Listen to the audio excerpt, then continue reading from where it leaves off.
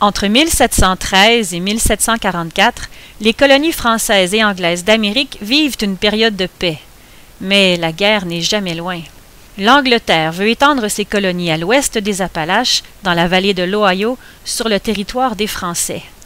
C'est ainsi qu'en 1756, la guerre de 7 ans est officiellement déclarée. L'Angleterre choisit de concentrer tous ses efforts pour prendre la Nouvelle-France. Les Anglais jouissent d'un grand avantage en nombre, alors que 20 000 soldats anglais partent au combat face à environ 7 000 soldats français. De plus, la marine anglaise domine complètement les mers et empêche la France d'envoyer des troupes additionnelles. Les Français réussissent à gagner quelques batailles, bien qu'ils ne reçoivent aucune aide de la France.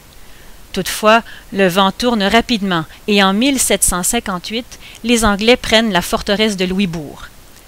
Pendant tout l'été 1759, les troupes anglaises bombardent la ville de Québec et gagnent finalement la bataille des Plaines d'Abraham. Québec tombe.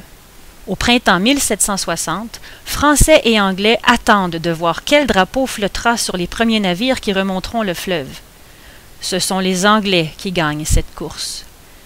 Dès septembre 1760, Montréal est ainsi prise à son tour. Le gouverneur Vaudreuil brûle le drapeau français pour confirmer la défaite. Les Anglais ont conquis la Nouvelle-France. En 1763, les Anglais et les Français signent un traité qui confirme que la Nouvelle-France est désormais une colonie anglaise. Ses 55 000 habitants francophones sont désormais dirigés par des anglophones.